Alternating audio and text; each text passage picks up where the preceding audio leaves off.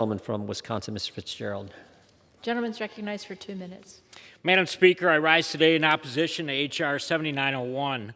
I thought I'd take this opportunity to do my own fact check on some of the inaccurate claims my colleagues on the other side of the aisle presented at last week's markup. My Democrat colleagues will often claim there are loopholes in the current background check system, sometimes specifically citing the Charleston loophole. This is simply not true. Federal firearms licensees cannot transfer a firearm without performing a background check on the purchaser.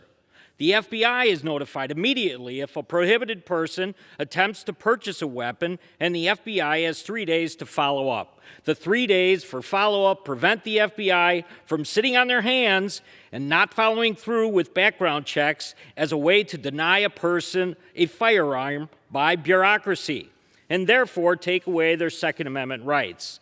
Another claim frequently made by my colleagues is that banning so-called assault weapons, a term they rarely define, would reduce mass shootings. Despite automatic weapons already being illegal to the general public, the left uses the term assault weapon to describe scary-looking guns regardless of the actual characteristics of the firearm.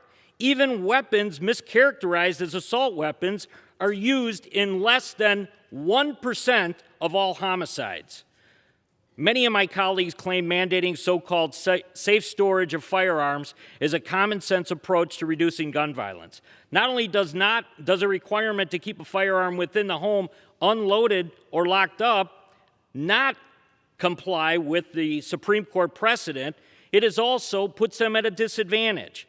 Listen, if you want to accomplish something today, pass what many states have done, and that's make resources available to secure schools. $100 million in over 1,300 Wisconsin schools have removed themselves from the list of the most vulnerable with state dollars. Let's do that today and really accomplish something. From New York. Madam